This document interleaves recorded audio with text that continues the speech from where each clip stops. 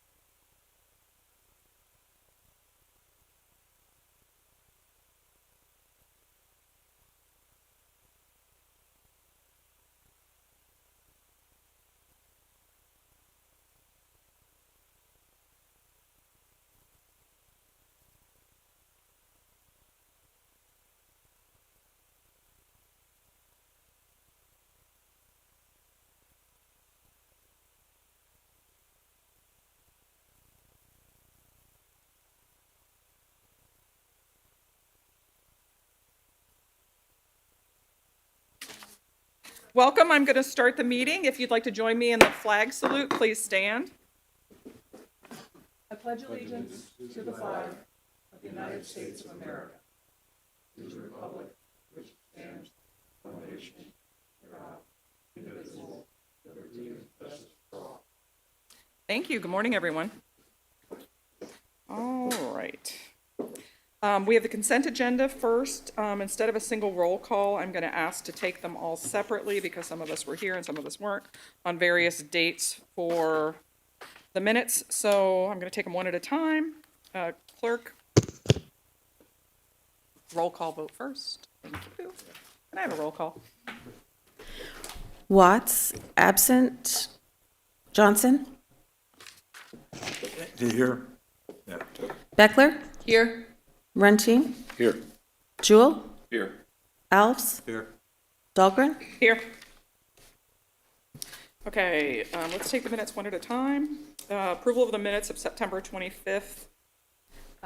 Chair, if we could, we should just see if the public wants to pull any of the items on consent or comment on them. I realize it's unlikely because it's minutes, but Would anybody in the public who's here today like to pull anything from the consent agenda? Seeing none, do we have any ADA accommodations online that would like to pull anything from the consent agenda? I see no hand raised. See no hand raised. Okay, now we're going to go. Awesome. Let's approve the minutes of September 25th. Anybody have anything that they'd like to change? Or anything that wasn't here? We'll do that in the roll call. Let's go ahead and roll call for that one. Oh, motion. Can I get a first? So moved. First? Second from Rich, first from Rontine. Runtine? Yes. Johnson? Yes. Beckler? Yes. Jewell? Yes. Alves? Yes. Dahlgren? Yes. Approval of the minutes from October 16th. Can I get a first? Unless anybody has any changes. I can't. Motion to approve. Second. A first and a second. Can I get a roll call, please? Alves? Yes. Jewell? Yes. Watts? Absent. Sorry. Johnson? Yes. Beckler? Yes. Runtine? Absent. Dahlgren? Yes.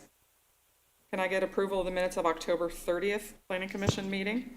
Move to approve. just for, before we move on, just for clarification, Commissioner Runtine, that absent is an abstain. Okay. Is that what you were indicating? Go ahead. approve. Alves, Second. first, second, Jewell. Roll call, please. Alves? Yes. Jewell? Yes. Johnson? Yes. Beckler? Yes. Runtine? Yes. Dahlgren? Abstained. Can I get approval of the minutes motion for November 13th, 2025 Planning Commission meeting? Move to approve. Second. Alves and Jewell, first and second. Roll call, please. Alves? Yes. Jewell? Yes. Johnson? Yes. Beckler? Yes. Runtine? Abstain. Dahlgren? Yes.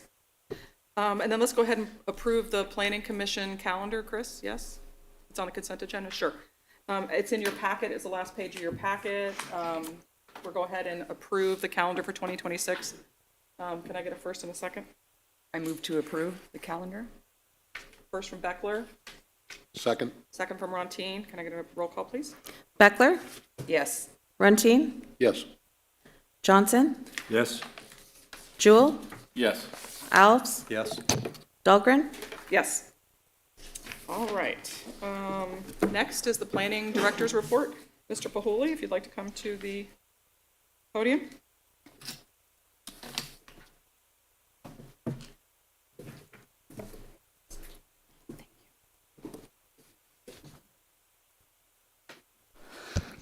All right, good morning, Chair Dahlgren, Commissioners, Chris Pahuli, Placer County Planning Director. You'll be getting a copy of the Planning Director's Report, and copies will be provided at the front desk as well for those members of the public. Wanted to start by just talking about the recent Planning Commission, the board hearing from earlier this week. So on Tuesday, the Board of Supervisors took up the appeals on the Planning Commission's decision related to the Hope Way Apartments project. At the conclusion of a very lengthy hearing, the board took tentative action to deny the Placer Citizens for Neighborhood Rights appeal and grant the USA Properties as well as the Yimby Law appeals of the Planning Commission's decision. They also took tentative action to approve the design review agreement, the 9 concessions and waivers for the project, as well as the CEQA conformity review. They also took action to continue the matter to January 26th for final decision on the matter. So again, that's going to be scheduled for January 26th. Chris, I'm sorry, quick question on that. Yes. So in watching that, why was part of it continued when they voted to pass everything? Yeah, so the way that the actions were laid out in the staff report based on the Planning Commission's previous decision and the appeals that were filed, it was presented to the board in a manner that they would take a tentative action on the project. And whichever action they decided, whether it was to deny all of the appeals and uphold the Planning Commission's decision, or to grant the PCNR appeal, there would have needed to be additional work supporting the findings to make that decision. And so they were asked to take a tentative action so that staff can then bring back the final action to support that decision that was made by the board. Thank you. Was their meeting longer than our meeting? It was just short, maybe about an hour short of the Planning Commission meeting. Chris, I do have, maybe it's a suggestion or question, it's question suggestion. Because that was the first sort of RHNA 100% affordable housing project, I think the areas, at least for me, were understanding the, evidence. If you were to deny something, you have to have, specific evidence for public health and safety, and things can't be mitigable. And so even if the county has to foot the bill, so to speak, which is interesting, I'll leave my comments alone, but maybe for 2026, before we see another project like this, it would be super helpful to have Clayton and you provide a quick info session on like, what are the sort of ground rules and guardrails that we have to work with, just so we're fully educated on it. That would be really helpful. Yeah, absolutely. Great suggestion. Yeah, and the supervisors asked that yesterday as well. They were asking for guidance along how does this work for them and what findings are legal, not legal, mitigable, not mitigable. That would be super helpful. Great suggestion. Yeah, right. I also did want to mention in terms of upcoming board hearings, so I mentioned the January 26th. Also, the board is going to be taking up on January 6th the recent Planning Commission recommendation to approve the Placer Vineyards Property 1A development agreement and condition modification for the subdivision to support that affordable housing project in that project. In terms of upcoming Planning Commission meetings, you just took action on your consent calendar to approve the meeting schedule for 2026. I did want to mention that the January 15th meeting, we currently do not have any items that are scheduled for that hearing. It's very likely that that meeting will be canceled. And so the first meeting of the new year will likely be January 29th.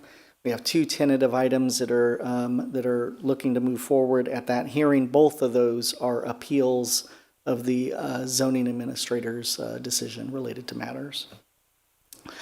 Moving on, wanted to provide a brief update on the affordable and workforce housing ordinance. I have been in communication with Nikki Strigan from our housing division. She indicated to me that they are planning to post the full draft Nexus study for the in lieu fee and the work related to the update to the ordinance next week. She did indicate that the Planning Commission will be notified about that posting. It's going to be posted for public review.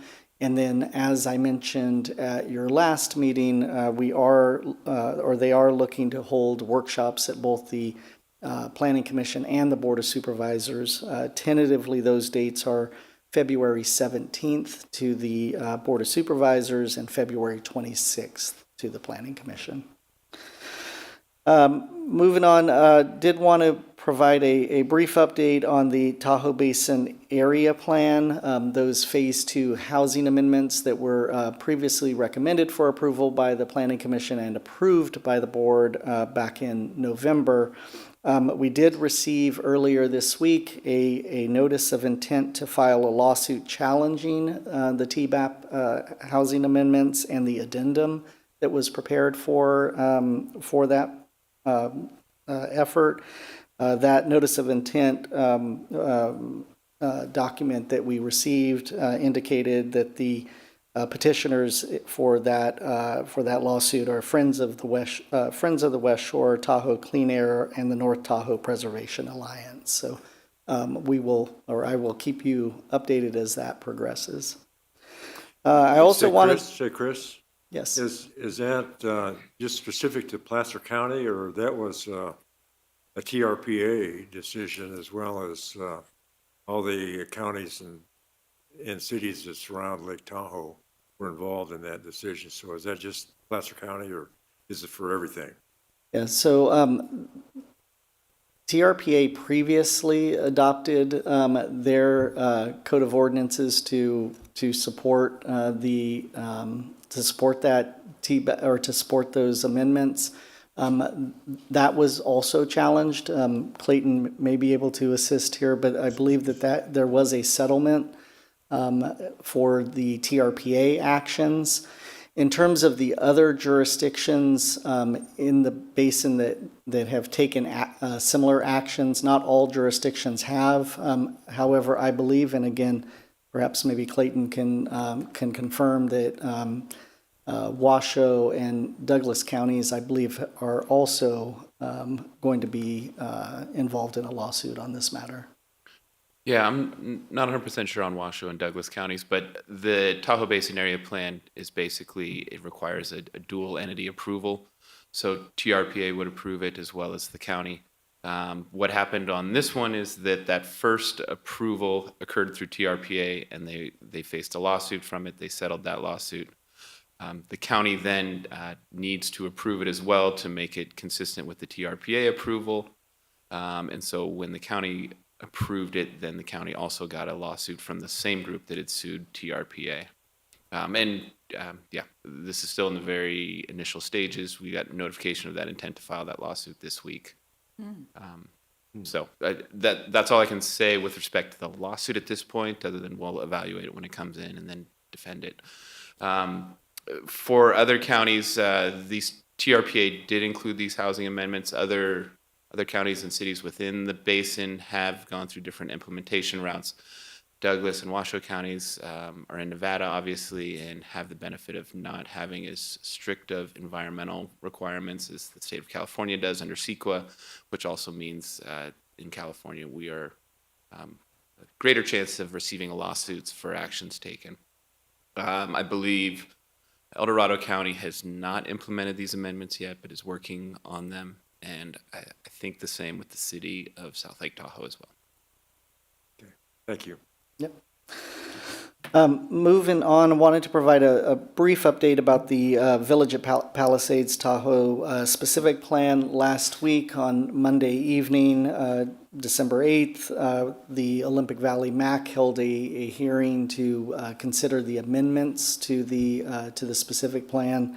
It was a well-attended meeting, about 70 individuals or so, and in general, very positive feedback on the amendments to the specific plan. So As I had mentioned before, we'll continue to progress that effort, and that will likely be before the Planning Commission at the early part of 2026. A couple of administrative updates. I know a number of you have already gotten back to our administrative team on the Planning Commissioner Academy, going to be held March 11th through 13th. So if you haven't yet, let us know, please do, so that we can make arrangements for that training. And then lastly, just to let you know, that January 29th meeting will be when we provide our next quarterly report of projects for the Planning Commission. And that concludes my Planning Director's report. Happy to answer any additional questions that you might have. Yeah, Chris, I had a question. The February 17th workshop, that's at one of our meetings that we're going to have on the Affordable and Workforce Housing Ordinance that Nikki's going to do? Sorry, February 17th is for the board. Oh, it's for the board, okay. February 26th Is us. will be the Planning Commission. Okay, and, okay, that's great because it's short of March 2026, which is 2 years since that was asked for. So you always put that out there. It took 2 years to get here, but I'm glad we're getting there. And I'd like to also make sure that we compare it to the statement of work in the RFP because there was a lot more in there that wasn't just the Nexus study. So hopefully that will come out and we will see that. If not, you will be hearing from us. Yep, great. Thank you so much. All right, thank you. Thank you. Do any commissioners have any report outs? No? Okay, now I'm going to open it up for public comment for items not on the agenda. If you would like to make any public comments today, the Planning Commission clerk will announce when you're ready to line up. Please prepare to speak. At the time I open public comments for either items not on the agenda or specific items you would like to address when we get to them, which may include matters not on the agenda. Each commenter will be entitled to 3 minutes of comment. You will only be given one opportunity to speak on each item. Thank you for your consideration as we work to ensure that each citizen who wishes to comment has the opportunity to do so. Please be advised that today's hearing is also being recorded and available on the Planning Commission's webpage following today's hearing. Is there anybody here today in the audience that would like to speak to anything not on today's agenda? It's not on today's agenda? Certainly. Come on up. You will have 3 minutes, and the little red light will go on when your time is up. Okay, And please state your name for the record. I will. Thank you.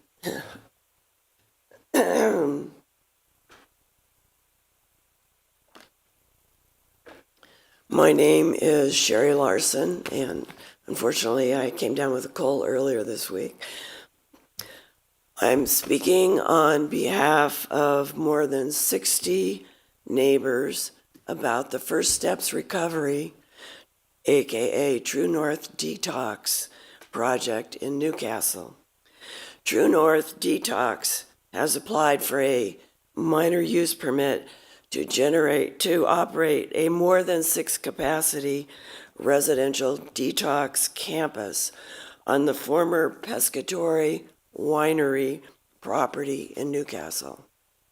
In June 2025, Tim Wegner, who is Placer County's chief building official, and his family sold their Pescatore Winery on Ridge Road in Newcastle for $3.7 million to True North Detox. The property consists of 3 parcels, 3 houses, and a wine tasting room on 15.5 acres. True North Detox plans to tear out all of the vineyard's grapevines. True North Detox also operates a 16-capacity residential detox facility in Shingle Springs. They bought this property in March 2024 for $1.425 million. In 2024, True North Detox was acquired by Avizi Partners, a private equity investment firm with $883 million in equity capital. NorCal Treatment Centers has just applied for a minor use permit for a more than 6 capacity residential detox facility in Ophir, which is not far from the True North Detox project in Newcastle. NorCal bought the home on Bald Hill Road in July 2025 for $1.95 million They are currently operating a 6-capacity residential care home there, and they want to upgrade to more than 6 with the minor use permit. These projects are called luxury detox facilities and are intentionally located in rural and farm areas. Our neighborhood have serious concerns about these luxury detox facilities and the apparent proliferation of these facilities in rural and farm areas. Placer County promotes Placer Grown and the Wine Trail signs. Okay. Boy, that was fast. Okay. All right. Okay, thank you.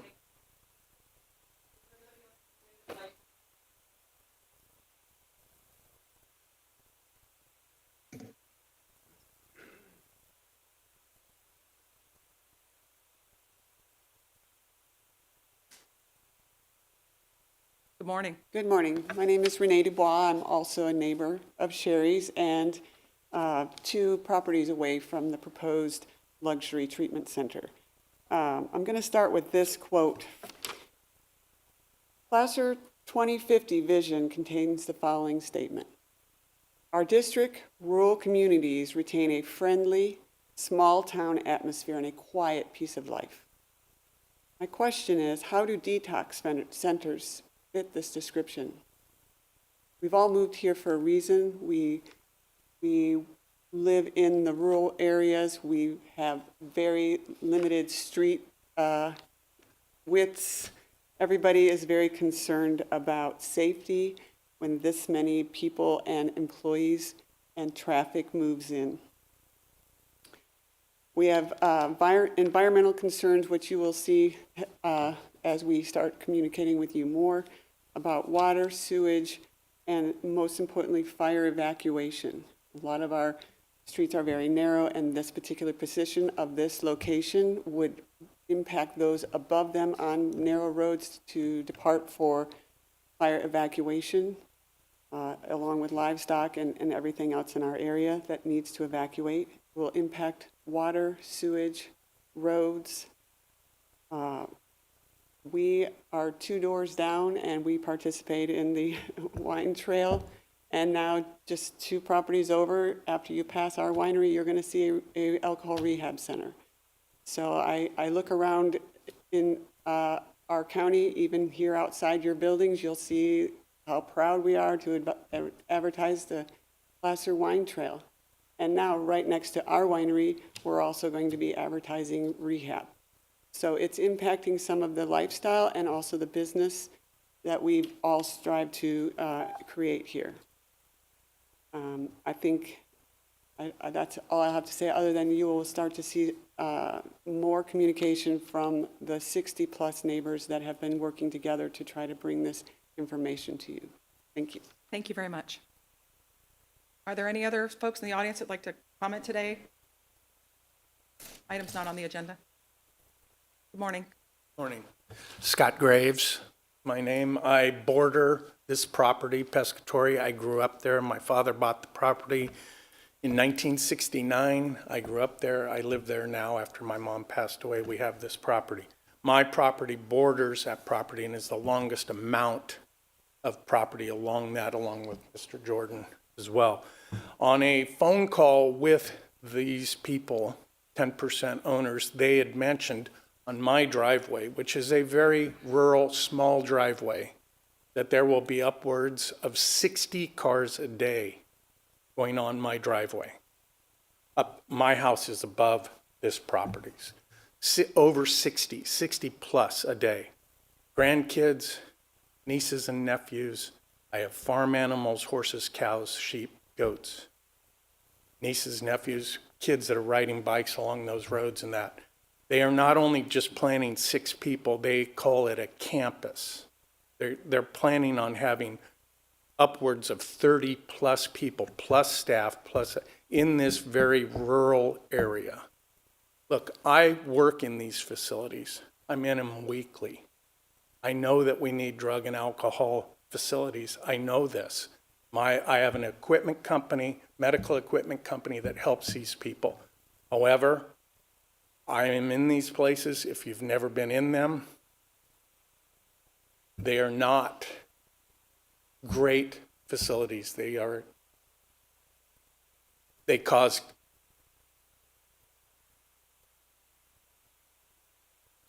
a lot of damage to the communities. I understand these people need compassion. They need help. With their 3% success rate, it's not very high. The crime that will take place around our area, and we only have Placer County sheriffs to come help us with this. I understand they should put places like this in industrial areas. I'm willing to contribute and help in those, but what they're doing here is not fair to the community. Thank you. Thank you for your time. Thank you for your comments. Ma'am, come on up. Good morning. Good morning. Hi, my name is Lori Peltz Lewis. I live at 1700 Bald Hill Road. I'm sure that the Planning Commission and the planners in the county, when they designed the zoning for residential ag, never expected that they would have people coming and going. It's designed for 6 people. I understand that. But we're looking at 6 people plus staff coming in, cooking supplies coming in, trucks driving up and down the road. Bald Hill Road does not even have a line painted on it in that area because the width is so narrow. We've had a lot of incidences where people were almost hit one another, and we have a lot of walkers and joggers in our neighborhood. So it compounds the issue associated with having so many cars coming and going. The staff is coming and going at 2 staffers per every 8-hour shift. They've got 3 different shifts. We have a report just this morning that there was a huge outbreak by the pool, and people were screaming and yelling at one another. This was at what time? 2 a.m.? 1 o'clock in the morning, where the dogs all started going nuts in the neighborhood. So we do have our concerns. The other thing is that the house is a little bit down underneath the rest of the surrounding houses.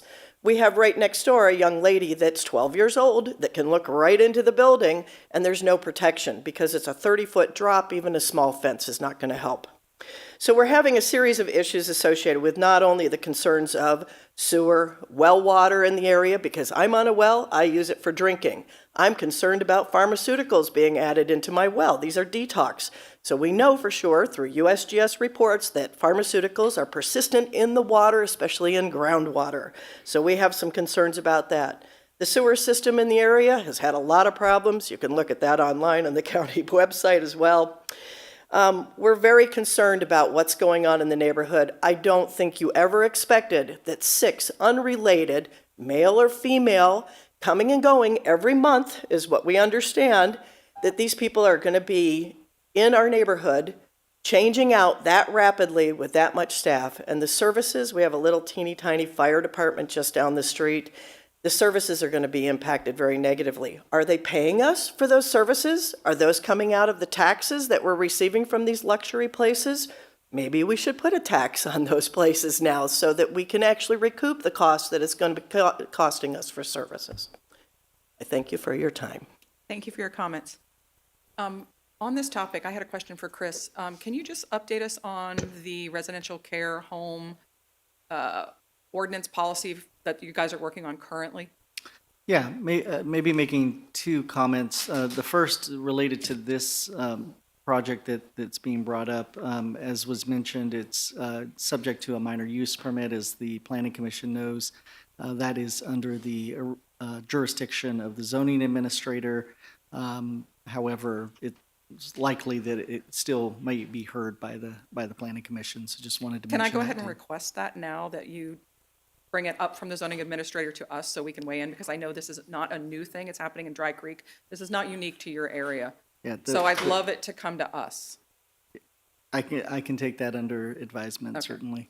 The other, or the response to your question, we are currently working on drafting the residential care home ordinance, or revisions to the residential care home ordinance. We are planning on holding a town hall meeting on that topic, as well as meeting with some of the MACs in February, and then looking to bring that bring that ordinance forward to the board, or forward to the Planning Commission early part of next year. So I think we're looking at the March, April timeframe, looking at Lucy over there who's working on that, but somewhere around that timeframe, we'll be bringing it to the Planning Commission after getting public input through the town hall and through the MACs. Awesome. Thank you so much. Yep. Yeah, this is not an issue related just to your area. It's countywide, and it's not, there's not a lot of, it's under federal fair housing, right? Isn't there a lot of federal fair housing constraints around? I got it. Around that issue. That doesn't have anything to do with So- county, state. There are state requirements with respect to residential care homes of 6 or under that they be treated in the same fashion as single-family residences.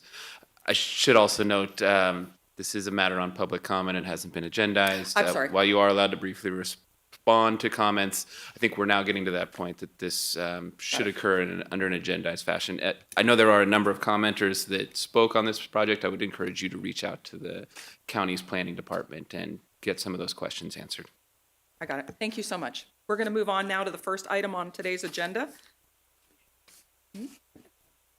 Oh, any accommodation online that would like to speak on an item not on today's agenda? Is there?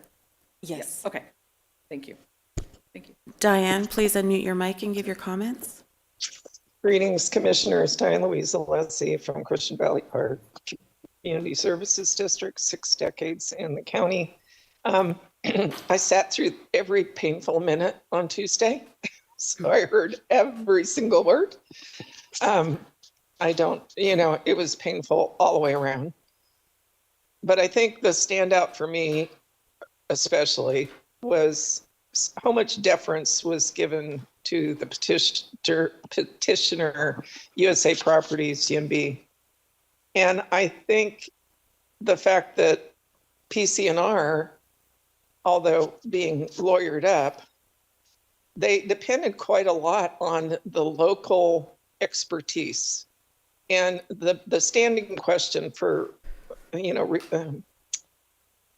upholding PC&R's appeal had to do with health and safety and whether it is mitigatable, the concerns. What I have sent out across the county is the fact that I pointed out what is unmitigatable. The fact that USA Properties' own lawyer stated that he had really basically no support for the roundabout that is causing so much consternation. And I'm fully behind it because I heard a couple of things. One, that we're in a moderate fire zone from their side. Well, I'd like that to reflect on the homeowner's insurance because that's bullpucky. Somebody's using the wrong map. And number 2, how is it that the county gets to interject a solution that the applicant doesn't even stand behind when the lawyer flat out says so? So that's an unmitigatable. Secondly, I want to say about what I've seen over the years is that these contracts come in initially, all affordable housing under RENA guidelines, it's circumventing CEQA, circumventing a full EIR, that's pucky too, because the programmatic EIRs are not a one-size-fit-all, and you guys can fix that. And so my trigger here is, what are the mechanisms going to be going forward for this county so that when these contracts come back and say, we're not going to build the affordable housing, we're just going to pay you an in lieu fee or give you some property somewhere, that should automatically trigger the CEQA and an EIR and bring it back and out of all of the get out of free jail cards that they're using under the RENA push. So there are mechanisms, and there needs to be some protections going forward for the rest of these properties that are zoned this way. You need to rely on the people that didn't get paid to do a report that have professionalism in these areas. Thank you, So, Diane. thank you for letting me say that. and Appreciate your please comments. go forward. Thank you. Thank you so much. We will now move on to, anybody other ADA accommodations No. online? Okay. We will now move on to hearing items on today's agenda. Item 1 is the consideration of modifications to the previously approved Winchester subdivision final map related to Lot 20. The Planning Commission is the decision body for this item. The staff presentation will be provided by Joe Plumley, Assistant Planner. Joe? Excuse me. Certainly. I live in the Winchester subdivision, and I was advised I should, based on my proximity, once again recuse myself, so. We'll see you later. Okay. Thank you, Commissioner Ronti. Morning, Joe. Good morning.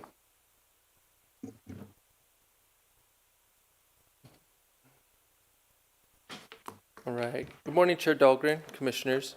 I'm Assistant Planner Joe Plumley, the project planner for the Winchester Subdivision Lot 20 Map Modification Project PLN 25-00353. The 0.38 acre parcel is located off Legends Drive in the Winchester Subdivision, which is 1.3 miles northwest of Placer Hill Roads in the Meadow Vista area, as shown on the vicinity map. The parcel is pentagon-shaped and sloped from the front north parcel boundary to the back south parcel boundary. The project site is zoned residential agriculture, combining minimum building site of 5 acres, combining planned residential development, 0.39 dwelling units per acre. The general plan land use designation is rural estate 2.3 to 10 acre minimum. The surrounding parcels share the same zoning and land use designation. The map modification request is to revise the Winchester Phase 1 final map information sheet and the Winchester Phase 1 Lot 20 map to show removal of a portion of the 30% slope designation, which is noted as an unbuildable area in the subdivision notes and in condition 109 of the Winchester subdivision conditions of approval. The requirement for a map modification was determined when the applicant filed for a grading permit submitted in March 2025 to grade Lot 20 for a future single-family dwelling unit.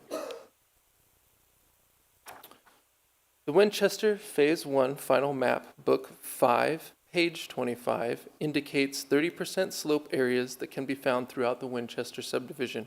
Lot 20 has one of these 30% slope designations that covers the majority of the southern half of the parcel. Note 8 from the Winchester Phase 1 Final Map information sheet states that no structure shall be constructed in areas of slopes greater than 30%. It also states that the slope aerial measurement may be inaccurate due to dense tree, brush, or grass cover. To make an adjustment to the 30% slope area, a California licensed surveyor needs to prepare a topographic map from an on-ground field survey. The slide shows that Lot 20 plot plan, the portion shaded and outlined in red, identifies the unbuildable 30% slope area. I do need to note 2 quick corrections on this slide. The square footage on the portion of the slope is 778 square feet, not the 732 square feet, and that this is the Winchester Phase 1 information sheet, not Phase 6. On September 11th, 2025, the applicant submitted a plot plan map modification with an updated topographic map based on an on-ground field survey conducted by a California licensed civil engineer. The engineer determined that a portion of the 30% slope area is approximately 26%, which is under the 30% threshold. The engineer provided a signed and stamped topographic map which satisfies the requirements set by Note 8 of the Winchester Phase 1 information sheet. Staff conducted a site visit on March 16th, 2025, when the grading permit was originally submitted. The site visit confirmed large granite rocks and shrubbery, which can skew the type of aerial topographic measurements originally used when mapping the subdivision. No grading or development has occurred on the site since the initial site visit. The grading permit is pending approval of this map modification and recordation of a certificate of correction. The applicant submitted a grading permit, ESD 25-00090, on March 9th, 2025, to grade the buildable area. An incomplete application letter was issued by planning staff on April 16th, 2025, due to a conflict with the proposed grading in the 30% slope designation. The applicant was informed that a map modification was required before the grading permit could be issued. A site survey was conducted by Eric Cox of Ken Cone Engineers, and a topographic map was prepared on September 10th, 2025. The applicant then submitted an updated topographic map with an application for a map modification on September 11th, 2025. In the last paragraph of this slide is a quick correction. 732 square feet should be 778. During the review process, county staff reviewed the documents and information provided and determined that the map was sufficiently prepared by a licensed civil engineer and demonstrated that the proposed 778 square foot portion was under the 30% proposed slope area. Staff recommends that the Planning Commission take the following actions. Determine that this action is exempt from environmental review pursuant to sections 15061B3 of the California Environmental Quality Act guidelines. 2, approve a modification to the previously approved Winchester subdivision final map to revise the Phase 1 final map's information sheet and Winchester Phase 1 Lot 20 map to revise a portion of the 30% slope designation subject to the conditions of approval and direct the county surveyor to record a certificate of correction reflecting this modification. This concludes my presentation. I'm available for any questions. The applicant, Alan Kuhn, is also in attendance at this hearing and is available for questions as well. Thank you. Thank you, Joe. Hang out at the podium. I'll see if the commissioners have any questions for Joe on this topic. Question? No? Okay, is the applicant here? Can you come on up to the podium, please? Applicant? Joe, the applicant? Yep. Oh. There we go. Hello, First of all, my name's Alan Kuhn. I'm Do you the agree property owner. with the terms and conditions as stated here today in the Can hearing? you speak up, please? I Certainly. have trouble hearing. Certainly. Do you agree with the conditions of approval as stated here today? Yes, is item B the condition of approval? Yes. And that's the only one? Yes. Yes, that's perfectly fine. Do you have any comments you'd like to make? sorry. Well, it's one of the most challenging lots I've ever had to design. One second, sir. Yeah. Sorry, just to correct that statement. So there are conditions of approval that are included in the agenda packet.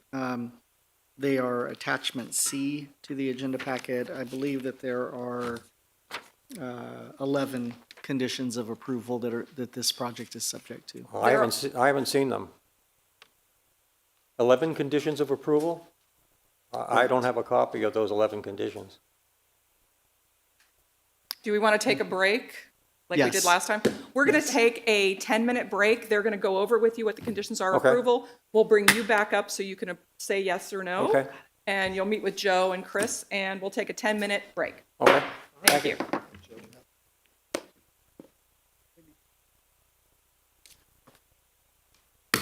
So did I. So did I.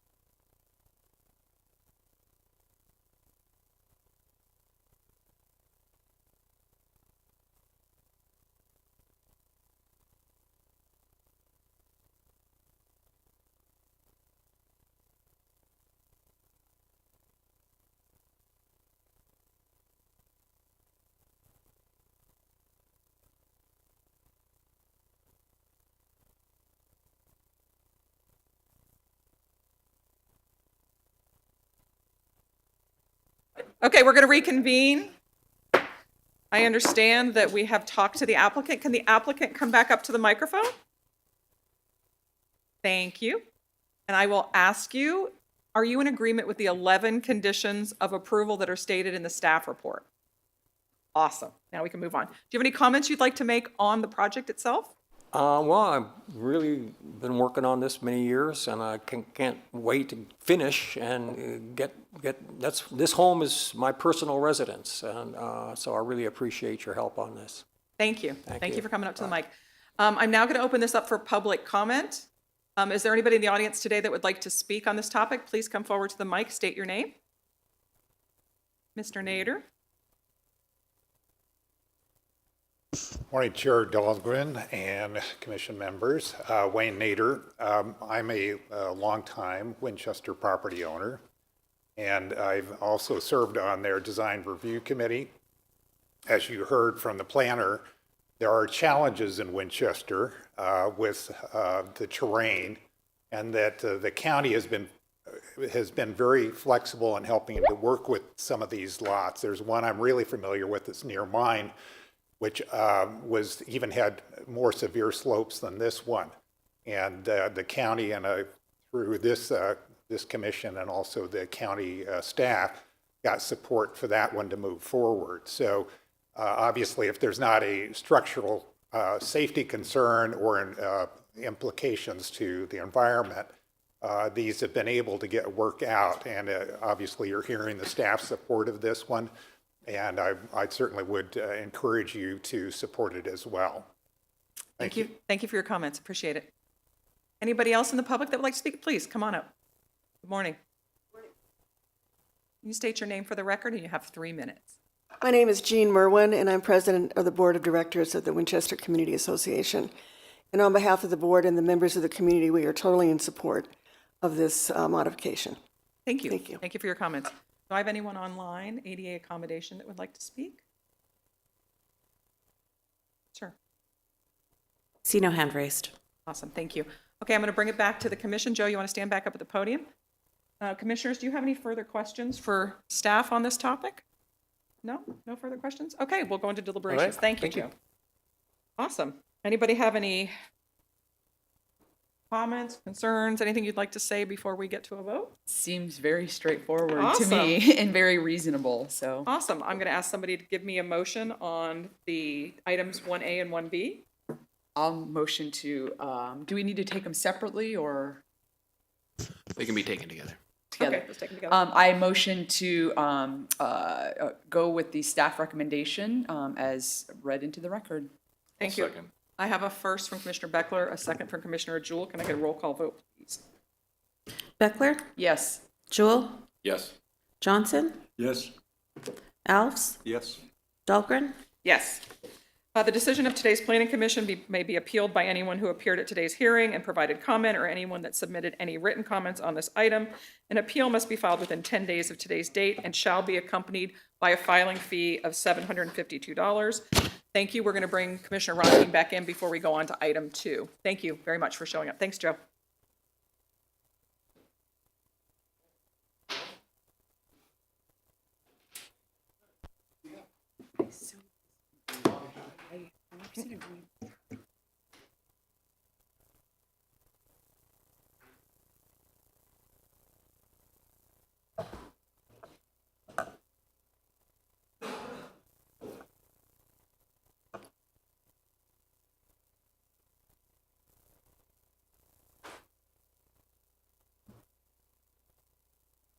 Commissioner Ronstein's back. The next item on today's agenda is the 2025 Placer County Code Amendment Package, which was continued from our November 13th meeting. For this item, the Board of Supervisors is the decision body, and the Planning Commission will be making a recommendation to the Board of Supervisors. This item will be presented by Senior Planner Lucy Rollins. Good morning, Lucy. Good morning, Chair Dahlgren and Commissioners. As you mentioned, I'm Lucy Rollins. I'm a senior planning on our long-range planning team. I'll be providing an update on a couple of modifications since you saw this item on November 13th. So I want to start with a couple of minor ones. So we did add the word "not" to the definition of structure that we just noticed was missing. So for electrical and plumbing, permits are not considered structures under that definition. And then jumping down to bullet 4, we updated the list of code sections to make sure it was just 100% accurate for you. So I think the one we're here to really talk about is the letter that was received from the Agricultural Commission on November 12th, the day before your November 13th hearing. After our November 13th hearing, staff met with Agricultural Commissioner Josh Hunsinger, who is here with us today, to discuss that comment letter, any modifications that we could make in response to that. In that conversation, we did decide to not make any changes to the bona fide agricultural operation definition. That's because the definition is consistent with the Chapter 15 definition right now that was prepared by and approved by the Agricultural Commission. Down the line, we can absolutely amend both of those simultaneously if there's a decision to amend that definition. So for the minor deviation and minimum lot area amendment, we did make 4 modifications that you'll see in Attachment A to that process in response to the 4 recommendations that were made by the Agricultural Commission. So the first was we'll now prohibit division of parcels that have been split through a traditional process in the last 5 years. The intent of this is to prevent any serial splits. So you can't have done it recently. Still, if you make a minor deviation of this process, that's the end of the line. It's just a 1 lot split resulting in 2 parcels. The second change is to remove the requirement for similar shape to neighboring process. They were fine with a similar size, but shape is a little bit wiggly, so removed that. And then we will be requiring a will serve letter from water providers to ensure a proportional share of the surface water rights that were available to the original parcel, so that both resultant parcels will maintain surface water rights that give them a sufficient water supply for agricultural uses on their property. You don't end up with one with all the water and one with none. And hand in hand with that, the 4th amendment is to allow for access and utility easements across either of the parcels to ensure that they have access to maintain any wells, put in water infrastructure, and access their water across the resultant parcels. So those are the 4 changes. We do have Mr. Hunsinger here, can address any questions you have in response to that letter. He did review these and believes that they are achieving the intent of that letter that we received. So I'm happy to dive into any of the amendments, if you would like to. However, as you recall, there are 24 in total. This is half of them. Most of them are clarifications, code corrections, things like that. This is the other half here. I won't dive into them, but happy to. This is the same summary table that you saw previously. It's just summarizing the changes since that September 2024 workshop. Doesn't reflect these modifications since we just went over those.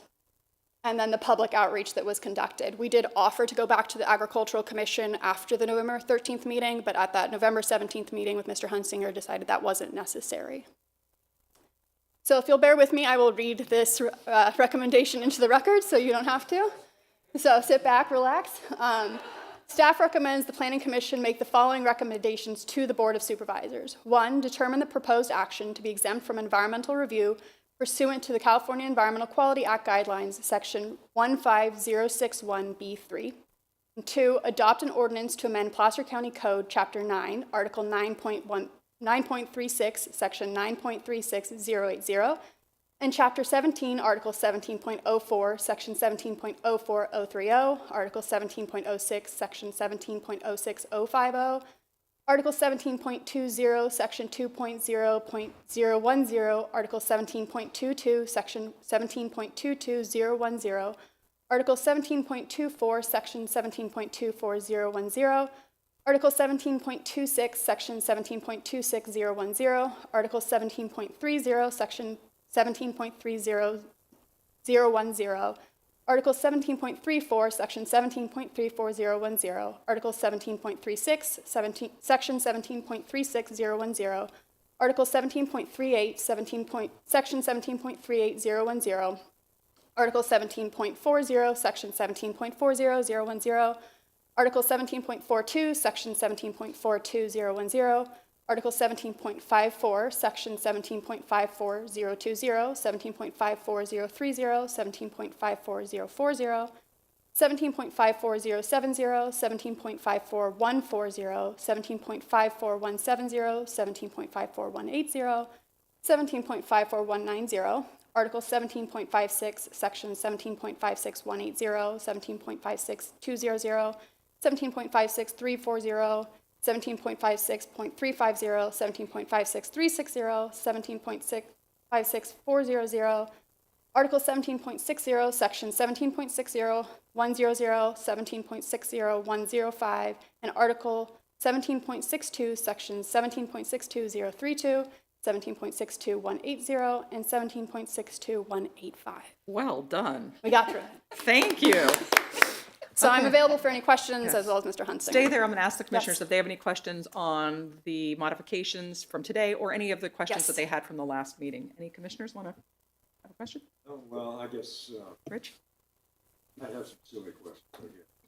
We're here for it. Go for it. There's a, 2-foot deep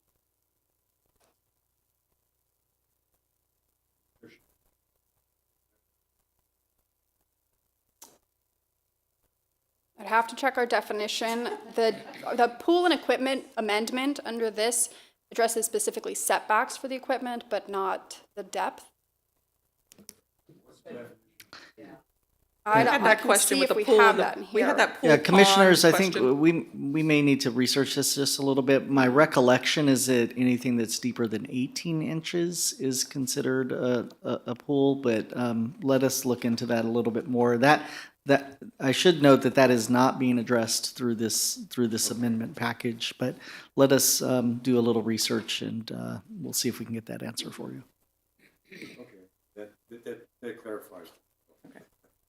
I asked the question a little silly, I'm sorry about it. No, we can get that answer for you. At any rate, okay, so, and this would be maybe the Ag Commission. Well, we'll have Josh come up next. First questions for Lucy about this and any other things that we talked about at the last meeting. Then we'll have Josh come up and ask him questions. Oh, okay, well, well, we'll see if Josh wants to answer it, if you want to answer it. If you have a 40-acre parcel and you're in an area that could be zoned for 10 acres and you're a little bit shy of the 40 acres, but you qualify under this current rule, would you be able to 4x4 your parcel? So, no.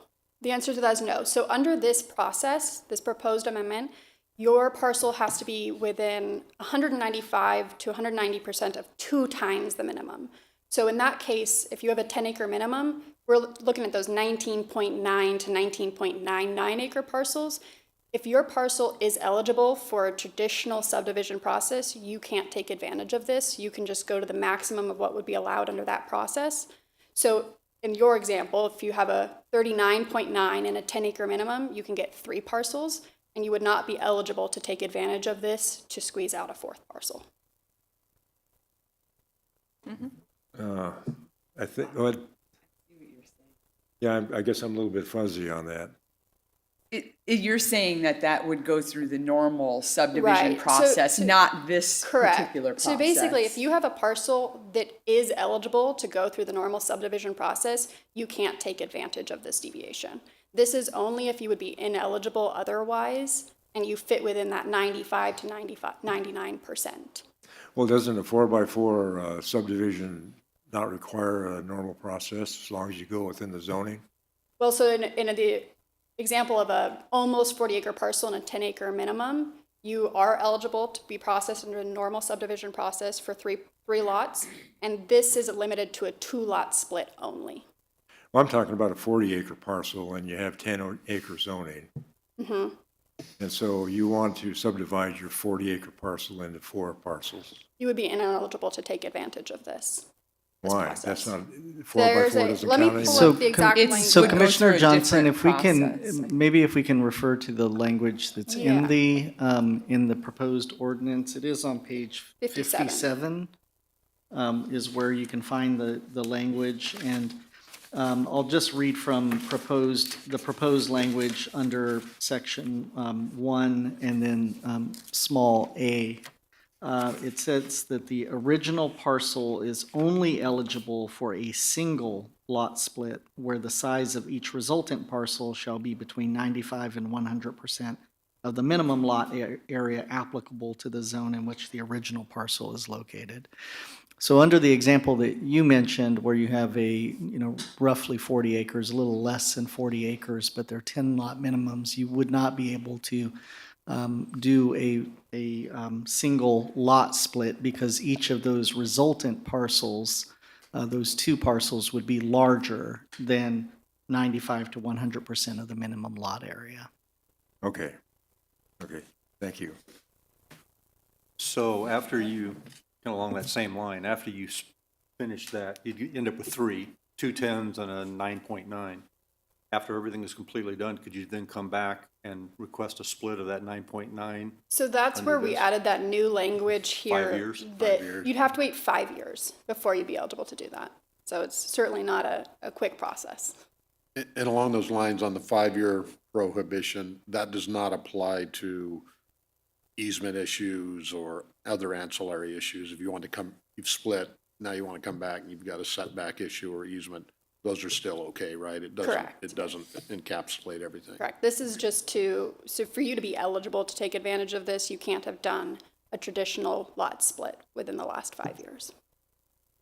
Oh, that also, so if you've done a traditional lot split, let's say it's the 40-acre parcel and you split it through the traditional lot split process, you can't then turn around within 5 years and do a portion of that lot split Correct. using this rule. Correct. And that's new language that we added since November 13th to address the Agricultural Commission's concern about sort of ending up with a serial split where you have exactly that process where someone does a 3-lot and then immediately comes in to do it again. You'd have to wait 5 years to be eligible.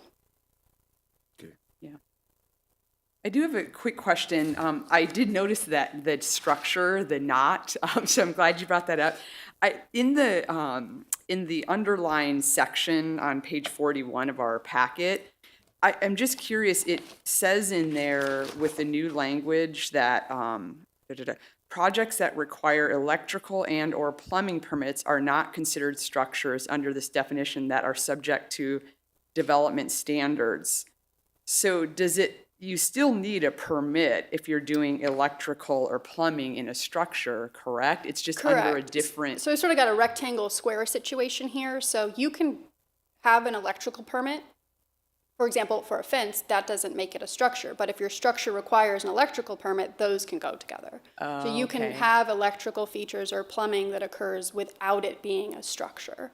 I see. So it's detangling electrical and plumbing with a true structure. Exactly. Commissioner Beckler, were you here when we had the fountain pond? No, Okay. I wasn't. This is an outcrop of that. Was it a structure? Was it not a structure? It was a huge issue that this is trying to address. Gotcha. Okay. Okay. Any other questions for Lucy? Do any commissioners have any questions for Commissioner Hunsinger since he's here? Yes. Okay, Commissioner Hunsinger, please come to the microphone. Thank you, Lucy. Hey, Josh. You skipped out on us last time. Good morning. Yes, Josh Hunsinger, Director of Agriculture, Parks, and Natural Resources. And I apologize. Yes, I had a conflicting schedule last meeting. I apologize for that. It's a pleasure to be here this morning. Thank you. Questions for Commissioner Hunsinger? Okay, well, maybe you could, apparently you met with the planning department and agreed to a definition. So you could explain that process. Yeah, so maybe I can just kind of step back and kind of give a little bit of history of the Agricultural Commission's overall thought process on both of the items that are being discussed today. So just to take a step back, the bona fide agriculture definition, I will first say personally, I'm very excited to have that definition added to our code. There are many references to this is allowed, I'm just making up examples, but in Chapter 17 as well as other portions of county code, it says this is allowed if it's a bona fide ag operation. But there was never a definition of what a bona fide ag operation was. And so it put me in a position of being kind of the final arbiter, judge, jury, et cetera, of determining what an bona fide ag operation was without a solid definition to refer, complainants or other, if there's like a land use, conflict or, any type of code enforcement complaint, those kinds of things. So I'm really excited to have this definition at Chapter 17. Engineering and surveying came to the Ag Commission several years ago when they were updating grading ordinance. And at that time, the Agricultural Commission spent a lot of time and effort to come up with the definition that you see before you. And so I think that's a really well-vetted definition. I think it's excellent to take what was developed originally for the grading ordinance and then just carry that over so that county code is consistent across. The question that the Ag Commission had about, I think, research and stuff, I think we can talk about that more in the future. I don't think the Ag Commission's super, strong opinion. It was just more of a, hey, I thought we should think about this in the future. So, in my opinion, based on the work with the Ag Commission and my own interests, I highly supportful of that moving forward into our code. Relative to the division, the lot division on slightly smaller than necessary parcels, I will say that the Ag Commission, in the letters that they have submitted to your commission for advice, the Ag Commission's position is that, and I want to take a step back and say I'm very grateful to planning staff and the amount of work they've put into this. I know one of the more difficult tasks that the Ag Commission kind of asked for was some analysis on how many parcels are we actually talking about. And that's we found out even with all of our technology, that's a really difficult thing to land on an exact precise number of eligible parcels. It is a relatively small number of parcels. However, the Ag Commission just kind of philosophically, their first position, if you will, is that there's a variety of, kind of philosophical general plan goals that this is in conflict relative to maintaining large contiguous agricultural parcels. And so that is their first position, is that this proposal should not be supported because it is contrary to several general plan goals. However, kind of the fallback secondary position is, hey, if the Planning Commission and the Board of Supervisors choose to move forward with this proposal, then they had some specific recommendations to help it be a little more successful. I think, in my opinion, I think the biggest of those, which I'm really excited about, is the whole surface water supply issue, where just your hypothetical 40-acre parcel or almost 40-acre parcel that has 10 minors inches of NID water on it. What we see a lot is if that is split into two almost 20-acre parcels, one of those parcels inherits all 10 minors inches of water and the other one has no NID water on it. And in essence, that is the fundamental, whether it's a viable agricultural parcel or not. Just because the zoning is farm zoning, for instance, if there's no surface water on that parcel, it basically is taken out of, any realistic possibility of further agricultural production. So what in essence this does, it says if the 40-acre or the 39.9 whatever acre parcel has 10 minors inches of water, then each of those resultant parcels need to end up with 5 minors inches of water, in essence, plus the easements across them to ensure that, if the ditch and the irrigation ditch and the NID box are over here, the appropriate easements are granted for the pipe to come from the ditch over onto the second parcel in that scenario.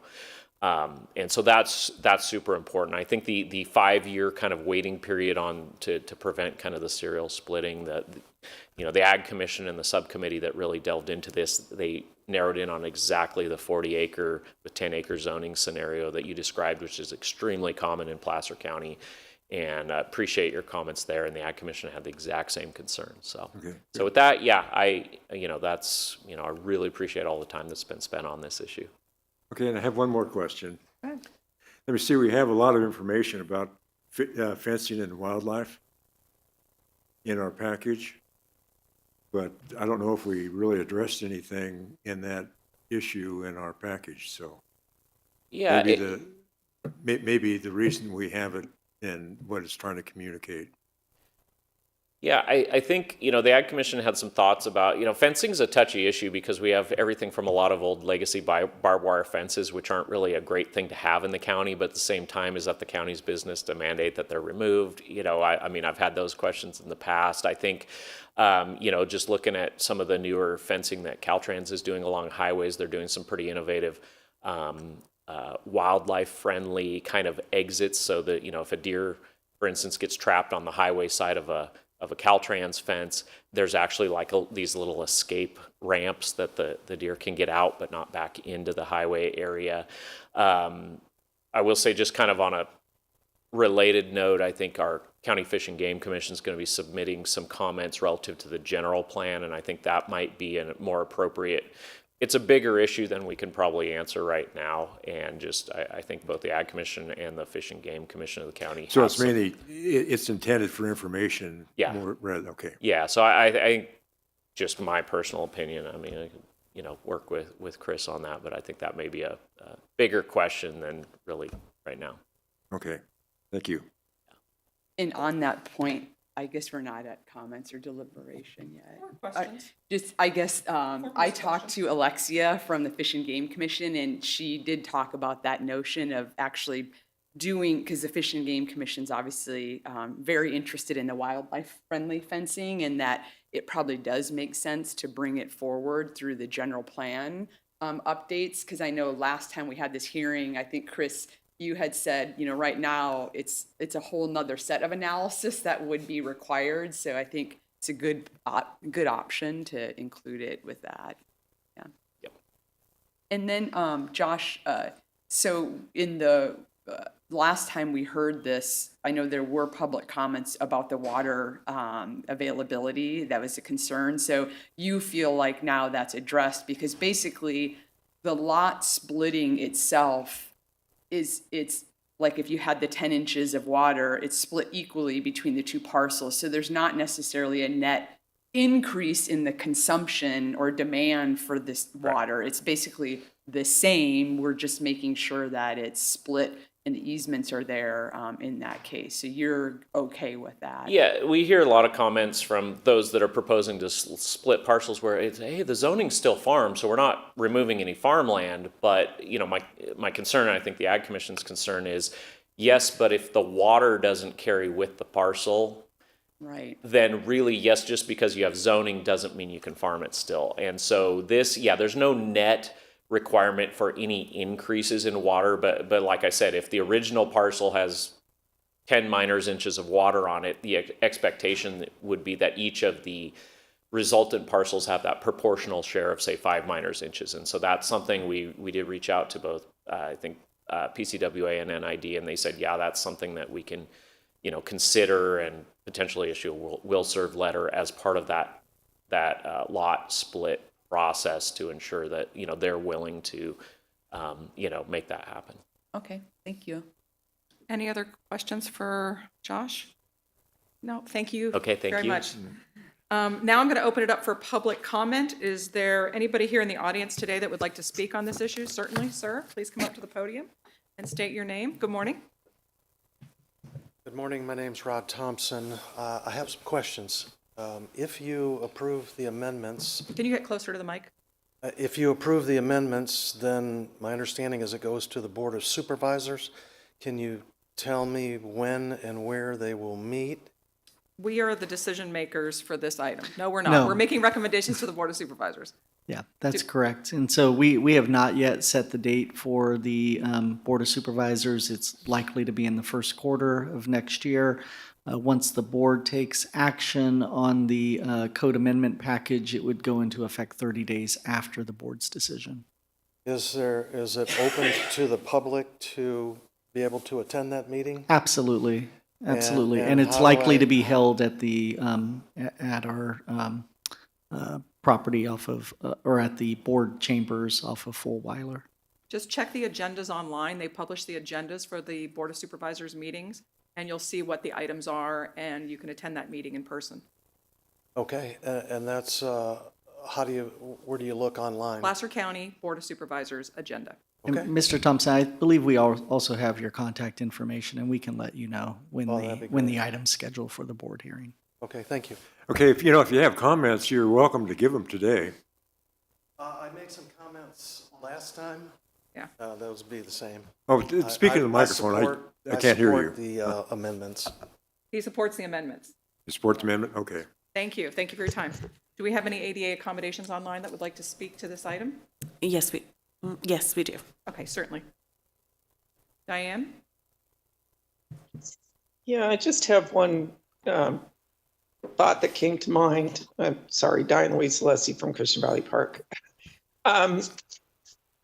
So the initiator or the first split of a property in this scenario is under, I guess where I'm stumbling is as each title changes hands, does the new title owner of those splits then get to come back to the board for another type of split? And then what if they want to take one section and try to promote it as a RHNA or high density in that ag rural scenario? So I'm just looking at the next title, because I have a scenario here where we have one gentleman using commercial structures and trust structures and churches. He's in control of all of them, but he's splitting up the land between those entities that he has control over. But the titles are all going to have different names. So with that, I'm going to yield. Hopefully you were able to follow where I was going with that. Thank you, Diane. Do we have any other interested parties? We do not. Thank you. I'm going to go ahead and close public comment at this time, bring it back to staff if necessary. Any deliberations, any questions? I think just the only thing to mention again is that this proposal doesn't include any general plan land use designation change or rezone of any properties. I think is outlined by Ms. Rollins as part of her presentation, and as we talked about subsequent with questions that you've asked. There's a fair amount of protection that's been built into the language that really it's a one lot split. The resultant parcels have to be within 95% to 99% of the minimum size, and so the scenario that was brought up would not be possible under the provisions that are currently drafted in the ordinance. Thank you. Chair, if I could also add to, I know Commissioner Johnson had raised a question about the depth of pools and requirements with those. I had a chance to look into it. Anything over 18 inches would require a building permit under the Health and Safety Code. In the instance that pond is not something that actually qualifies as a structure, doesn't have structural components, then it may not require the building permit if you're using it for some sort of fish pond or something like that. Okay, thank you. Thank you. I'll bring it back to the commission for deliberations. Do any commissioners have any comments or they'd like to make before we go to a motion? Okay, seeing none, I'm going to, can you move the slide to the, I'm going to ask for a motion. Do we take these together? Needs to be separate, and you'll need to read them into the record. Oh, don't you dare. Okay. As Lucy graciously read into the record. I'm joking. They can be taken together. I could do it really quickly because I speak quickly. Okay, I'm going to ask for a first motion. Motion to approve? Al? I second. Recommend to the board? Recommend to the planning. This is both 1 and 2. for One the and motion. two. Yeah, just to correct that, make a motion to make recommendation to the Board of Supervisors, item 1 and 2 as read into the record. Yeah, and I second and especially appreciate the changes that have been made to accommodate the Ag Commissioner's input. Agreed. We have a first from Commissioner Alves, a second from Commissioner Beckler. Can I get a roll call vote, please? Alves? Yes. Beckler? Yes. Runtine? Yes. Oh, so, I'm sorry, Johnson? Runtine? Yes. Jewel? Yes. Dahlgren? Yes. Thank you, Lucy and Josh. Really appreciate it. That was awesome. The Planning Commission's recommendation will be presented to the Board of Supervisors at an upcoming meeting date not certain yet, and they are the decision body for all county code amendments. The next item on the agenda is the selection of officers for 2026. I'm going to ask Director Pahuli to give us a little background and history on how we do this.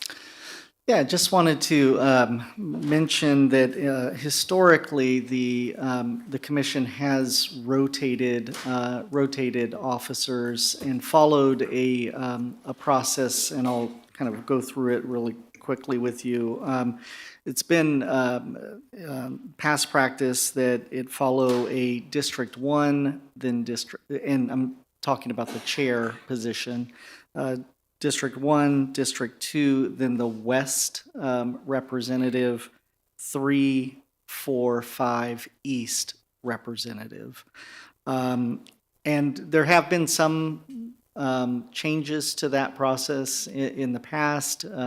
Notably Chair Dahlgren, District 1, that didn't follow the normal or the historic practice, I should say.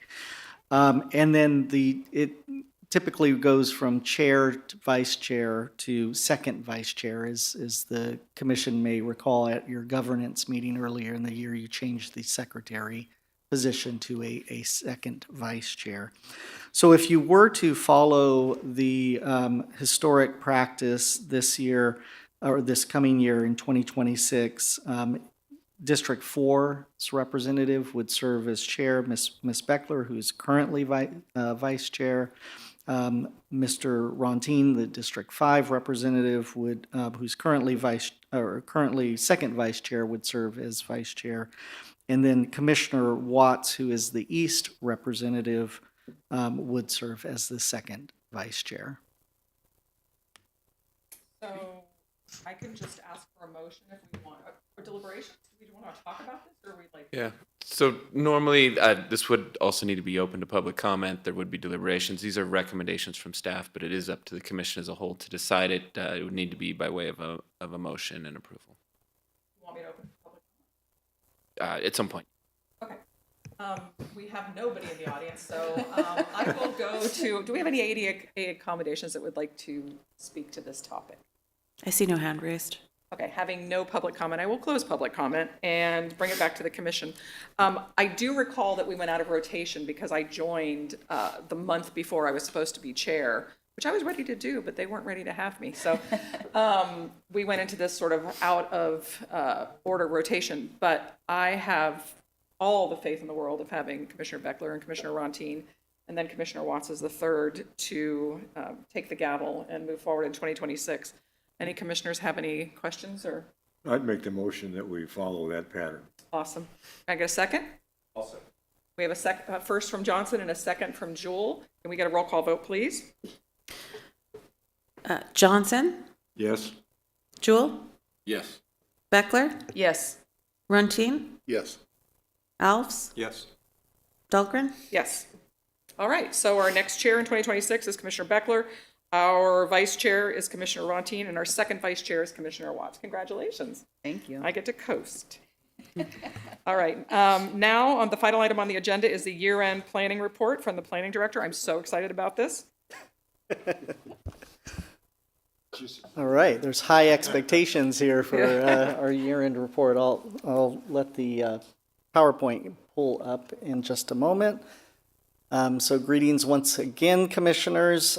Chris Bahuli, Placer County Planning Director. So as we wrap up this final meeting of the year, I wanted to take a few minutes to look back at the year that we've had, share some of my perspective on that year, on this year, and then sort of turn attention to what's ahead in 2026. So during this past year, and working with the clerk of the board and with Chair Dahlgren, we made several changes this year that I feel like really helped the commission run more smoothly. We moved our meeting time to 9 a.m., which I think really helped with the efficiency of our meetings. We aren't bumping into that lunch hour as quickly as we did before and needing to take breaks.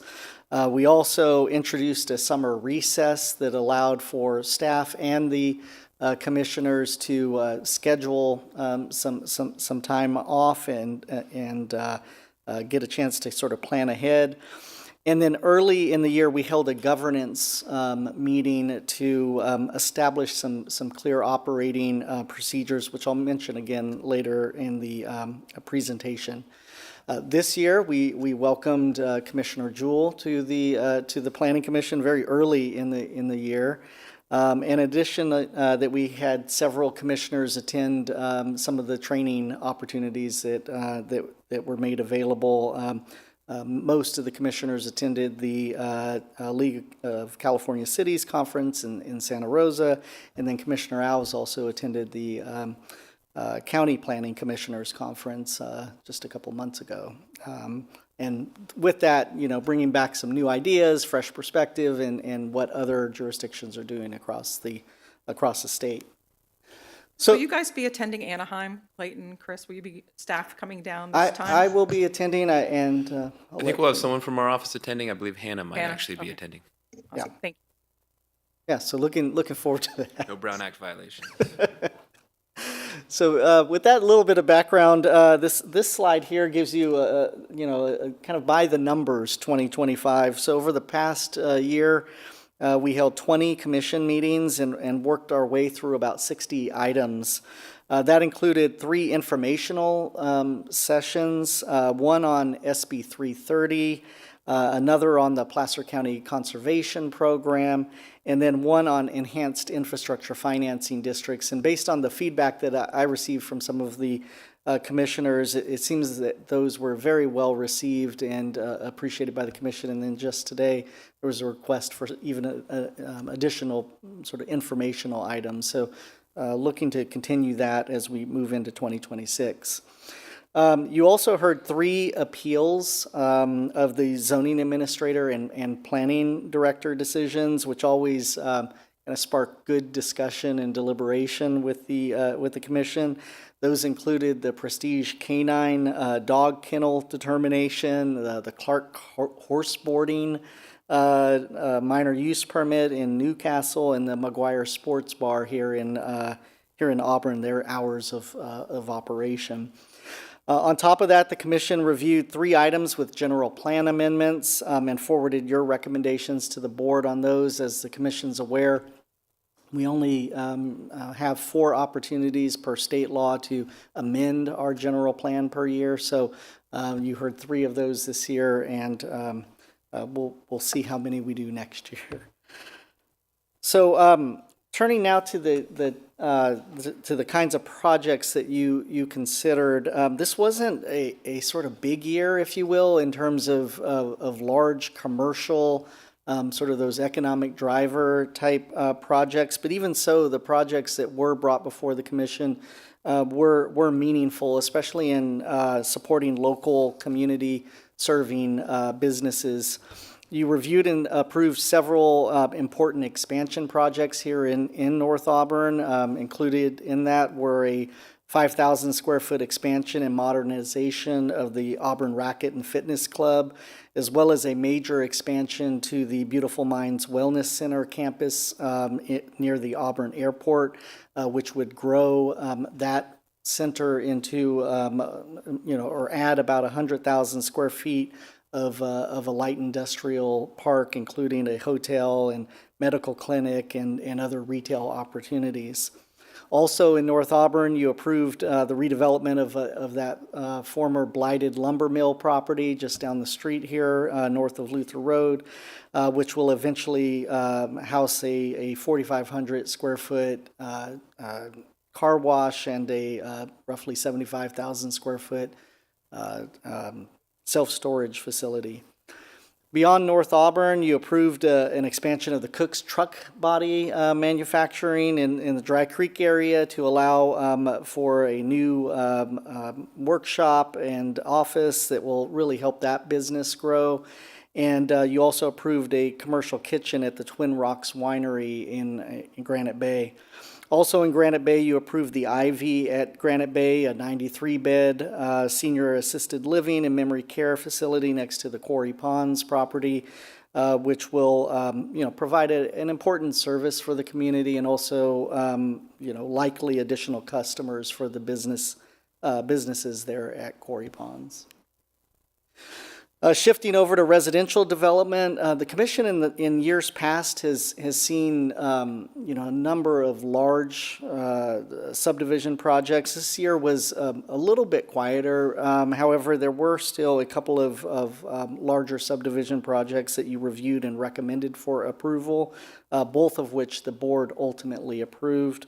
One was the 322 lot Mill Creek subdivision near PFE Road and Antelope Road. That included a general plan amendment and full suite of entitlements. The other was the 258 residence property 1B project within the Placer Vineyards specific plan. That project really sort of continues that build out of the specific plan heading east to west, an area that once fully developed will house more than 14,000 residences. In addition to the new subdivisions, a good portion of your work this year was involved with just keeping those existing projects moving forward. There were a number of modifications to specific plan phases and subdivisions, including the Bickford Ranch Phase 1 project, Placer Ranch Phases 1A through C, and most recently Placer Vineyards Property 1A, which I mentioned a little earlier in today's presentation in terms of that, during my planning director's report, that's actually going to be moving forward to the board in January. Again, that item was essential is essential in keeping that affordable housing project, 168 units, moving forward, which has already been funded through state tax credits. So this year you also heard some projects that were sort of a bit outside the usual mix of the types of projects that you normally hear. One was your recommendation to add the Colfax Lime Kiln site to the county's historic registry. That's was a recommendation that the board ultimately approved. I will say some of our planning staff, including myself, did a hike out there. It really is a treasure, and would encourage all of you to make plans to do that. It's really quite nice, and an easy hike as well. It's not a long hike. You also approved a major redevelopment at the 144 campsite Cisco Grove Campground. You approved that very recently. That project renovates existing facilities, adds new amenities, and moves the site towards a resort-style campground. It spans both Placer and Nevada counties, and about 32 acres of that campsite is on the Placer County side. Those 144 campsites are just the Placer County portion of that project. And then most recently, you recommended approval of a project at the Ritz-Carlton in the North Star Highlands area that would add a 38 condo hotel units and give visitors even more options within within the region. That item is tentatively scheduled to be heard by the board in February, early February, so that's one to track.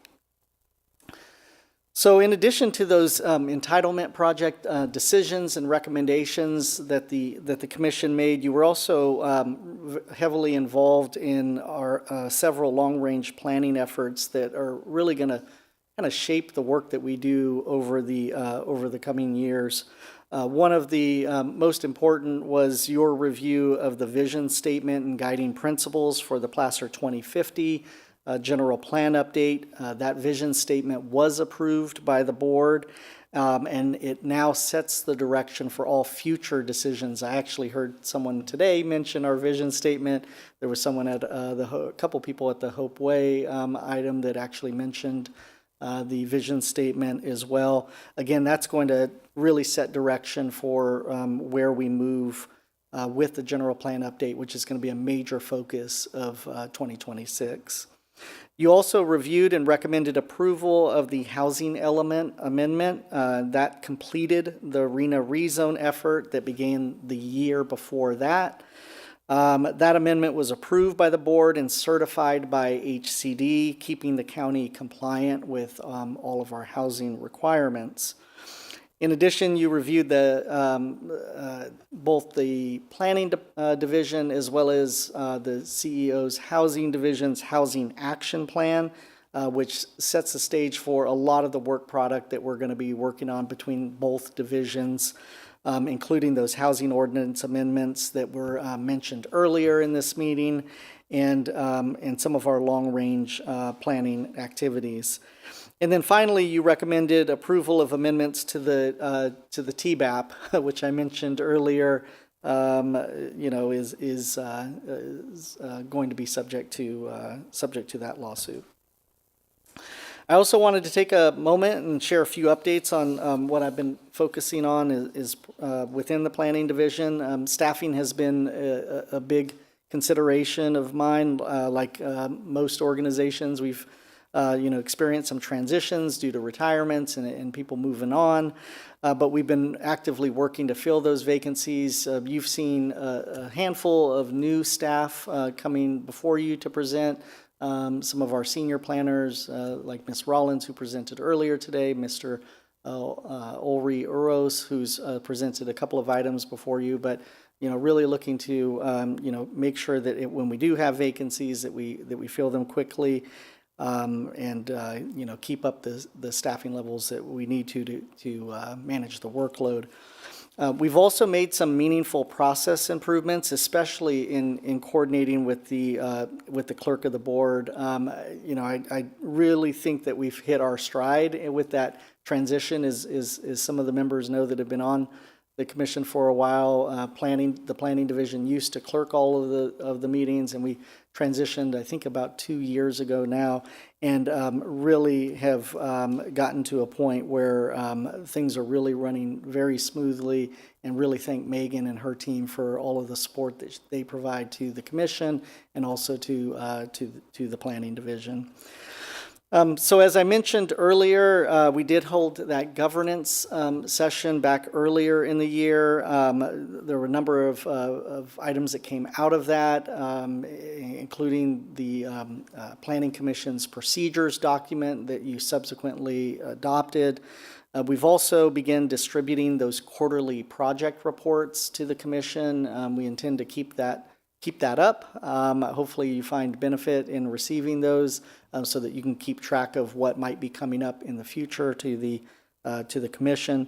And then finally, wanted to mention that we did launch a new project viewer. Mr. Fish is not here right now, but he really worked diligently with our IT division to set up a project viewer so that members of the public can be aware of all of our active projects that planning is working on, and it includes project descriptions as well as the lead planner and their contact information, so that when people have questions about what's going on, they can contact someone that can help them. So looking ahead, 2026 is shaping up to be a busy and important year, particularly as it relates to our long-term or long-range planning work. I expect that we're going to be holding some general plan workshops with the Planning Commission, including one early in the year that is going to be focused on the community plans, and what we do with those community plans, as well as areas for potential land use changes as part of the general plan update.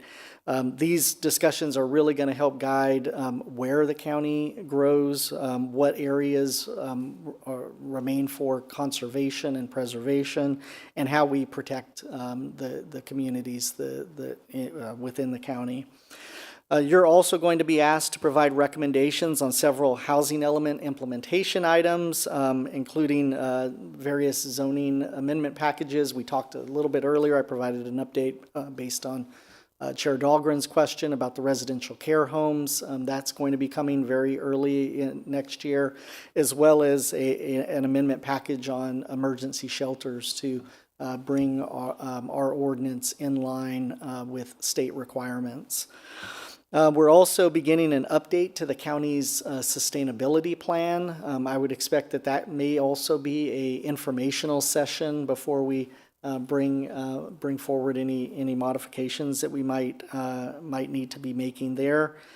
On the project side, you can expect a sort of a steady stream of the types of entitlement projects that you're accustomed to reviewing, and certainly A number of appeals will be brought forward. I mentioned that we got 2 coming up in January, very likely. But a few of the larger projects or larger items that are on the horizon include the amendments to the Village at Palisades Tahoe specific plan, which I mentioned during my planning director's report, as well as hearings on the Morgan Crossing subdivision in Dry Creek and the 39 North mixed-use project in Kings Beach in the Tahoe area. So before I wrap up, I just wanted to put in one more plug for the Planning Commissioners Academy coming up in March. It's always a great session and a great opportunity for us to all spend some time together and talk about trends and things that are working and not working in other locales. In closing, just wanted to really thank the commissioners for a successful year. Your service to the county is impressive, and the way that you approach your role, and I know we put a lot of information forward for you to review, and you always come prepared and ready to discuss the projects and make informed decisions about them. So I want to thank all of you, especially Chair Dahlgren, for her work in leading the commission this year. And I know personally I'm really looking forward to 2026 and working with Vice Chair Beckler next year as chair. So thank you. Thank you, Chris. I also wanted to say I really appreciate your staff. I know we butt heads sometimes on some of the topics, but I've been in public sector consulting for almost 30 years, just retired officially this year. And we were looking back and doing our year-end report, or my career report, and I've had 43 public sector clients. And I have to say, your staff is up there with the most professional, helpful staff that I've ever worked with. And also echo what you said about the clerk. We could not do this without their staff, without Megan and Kelsey and Sasha and all of you. You just make it run so smoothly. And so I've enjoyed it. I appreciate all your hard work. I'm looking forward to handing the gavel over. Thank you for the quarterly reports. That's really helped me. I know I asked for that. And your report that you give every week, just to help level set so we know what's happening and what's going on, especially with the board. We don't always follow what's going on with them. So we were handing things over the wall, and I felt like we weren't knowing what was, being approved or not approved. So all of that was really helpful for me as a commissioner. So I'm also looking forward to 2026. One question, Clayton, do we have to open this for public comment? Oh, okay. I'm going to let the commissioners speak first, and then I'll go to public comment. Rich, do you have anything to say? Oh, I didn't know, just say thank you, appreciate it. Yeah, I just echo your comments. And Chris, in the couple of years now that I've been on the commission, and I was, of course, involved in many of these projects before my role, I agree, like the staff, and I know you take a lot of heat from the public, but you are very professional, in the responsiveness of between you, Clayton, and the rest of the staff is just, it's unbelievable. Like even, day before commission meetings, you guys are always very helpful and objective about answering my questions, which I tend to have a lot of. So just thank you for all you do as well. Thank you. I had one question on the governance meeting we had. Is that going to be an annual occurrence? I don't know that it needs to be as detailed maybe as we had last year, but that was very helpful to me, and it might be a good refresher.